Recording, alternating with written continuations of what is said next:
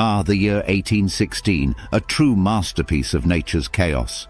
Imagine planning your summer picnic only to find yourself snowed in, crops dying and famine knocking on your door.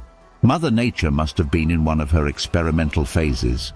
What happens, she probably mused, if I turn summer into a frosty apocalypse and make everyone miserable? Spoiler, she nailed it.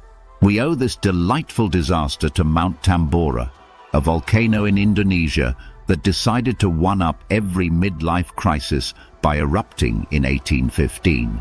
It wasn't just any eruption, mind you. It was the most powerful volcanic explosion in recorded history. Tambora spewed so much ash and sulfur into the atmosphere that it created a global sunblock, dimming sunlight and lowering temperatures worldwide. Talk about overachieving. The aftermath was spectacularly grim.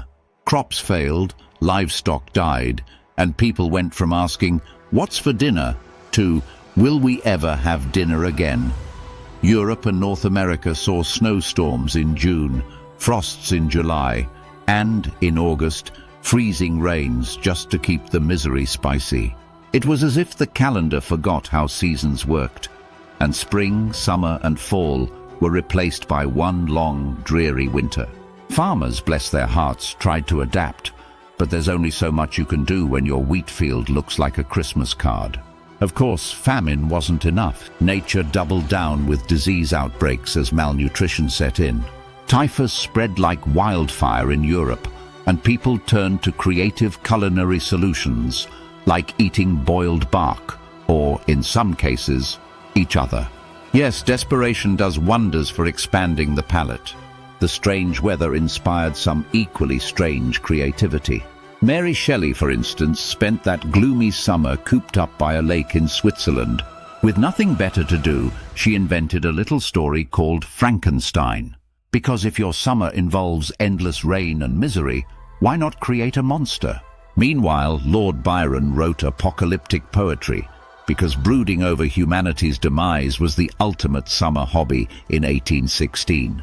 But hey, it wasn't all bad.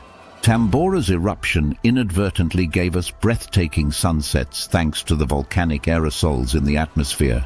So, while people starved and froze, they could at least marvel at the pretty orange and purple skies. It's the small things, right? The year without a summer was a chilling, pun intended, reminder of how interconnected we are with nature's whims. It proved that humanity, despite its arrogance, is just a small cog in Earth's giant, unpredictable machine.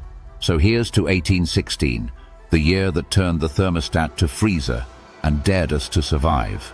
Thanks for the memories, Tambora.